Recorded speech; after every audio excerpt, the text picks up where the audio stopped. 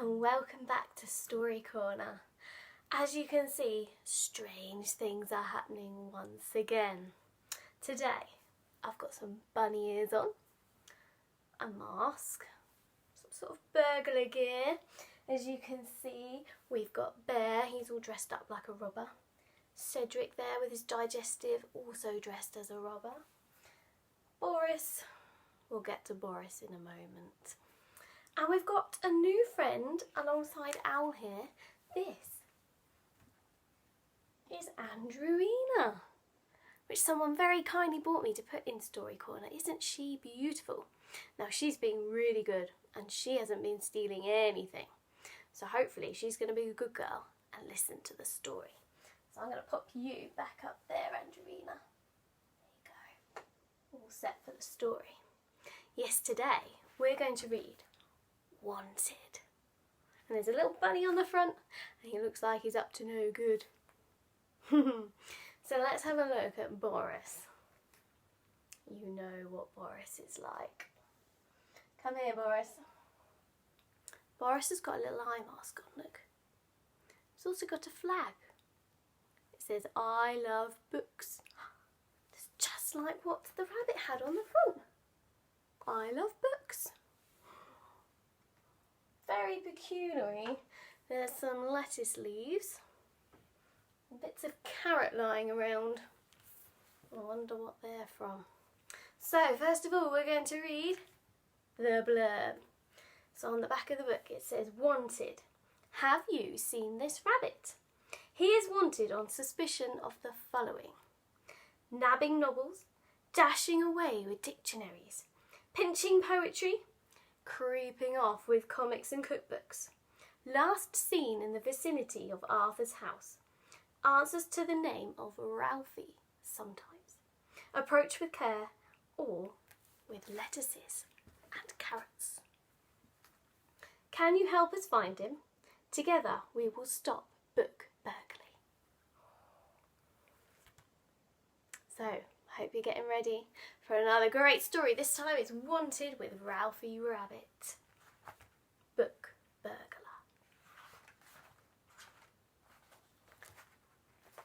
Sometimes rabbits dreamed of lettuces and carrots. Others dreamed of flowering meadows and juicy dandelions. But Ralfy was a little bit different. What do you think he liked? Ralfy dreamed about books. That's why there's books everywhere in Story Corner today. There's a whole pile of them here, look. Books. In fact, he didn't just dream about them. He wanted to read them all the time. Got all his posters. He made lists of all the books he had read and gave them carrot ratings. He made lists of all the books he wanted to read and placed them in category order. He even made lists of books to recommend to his family and friends. Ralfy loved to learn new words. He loved the smell of books. Smell of books. Have a smell. Oh, it's quite nice actually. And the sound of pages flickering. He loved getting lost in stories and pretending he was the captain of a pirate ship and an intrepid jungle explorer. Yes, Ralfy loved books. So much that he started creeping into people's bedrooms and reading their books whilst they were sleeping.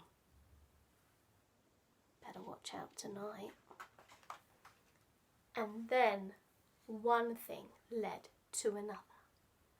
Ralfy didn't just read the books, he took them home.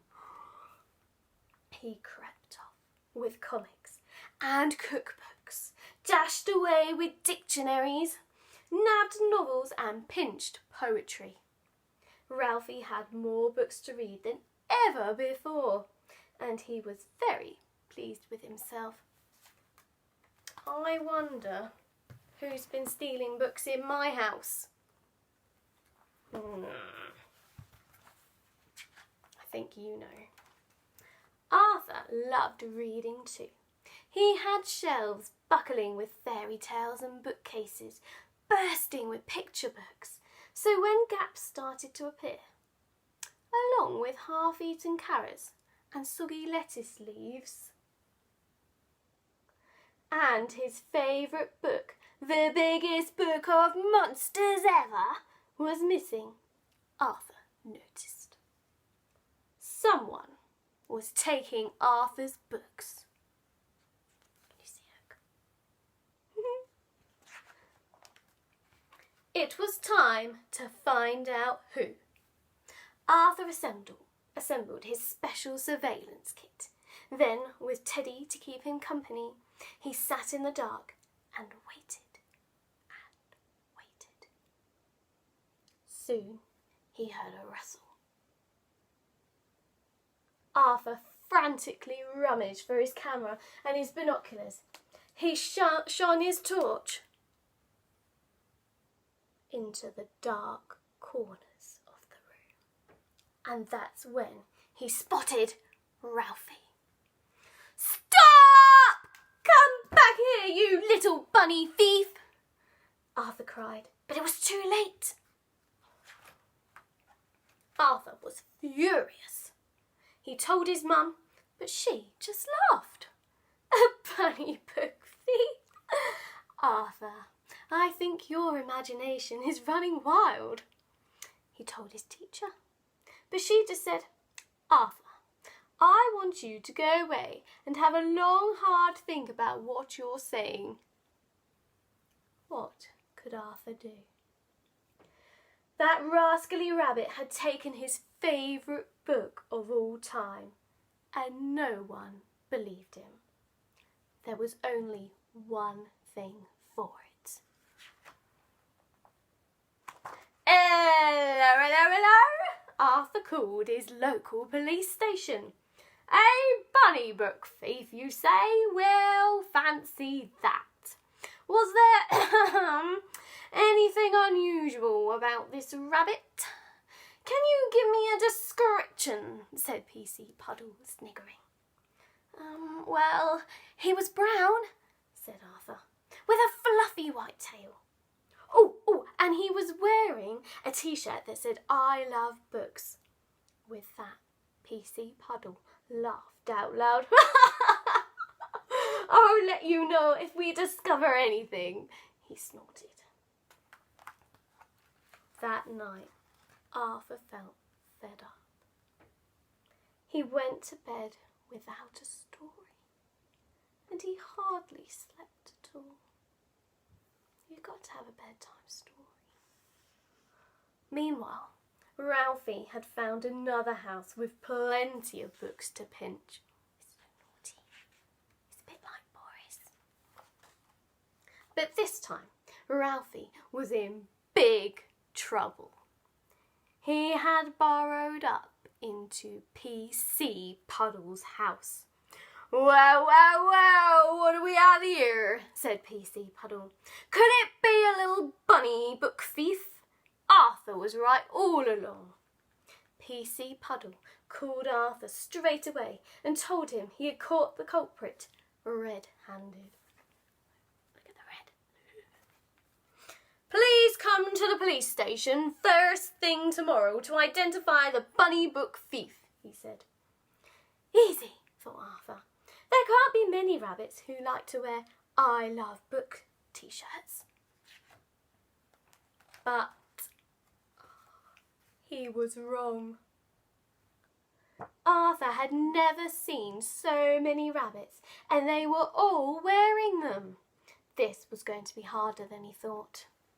But then PC Puddle pressed a big red button. An alarm bell began to ring.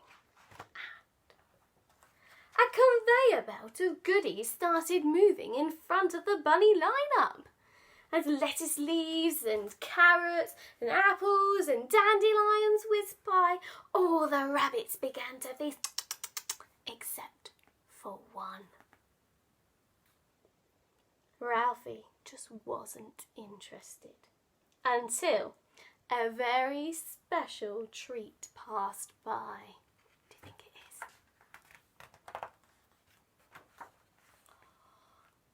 Ralphie couldn't resist. In a frenzy, he started flicking through a pile of books. "Aha! Gotcha!" said PC Puddle. "You are in big trouble." "Sorry," stammered Ralphie. I just can't get enough of books." "You mustn't just go around stealing them," said PC Puddle. "You'll have to put them all back." Suddenly, Arthur began to feel sorry for Ralphie. After all, it was only because he loved books so much that he managed to get himself in trouble.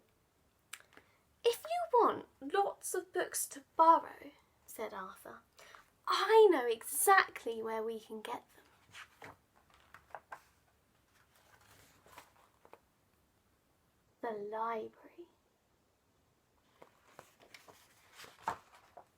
Ralphie and Arthur are best book buddies now and love reading together whenever they can.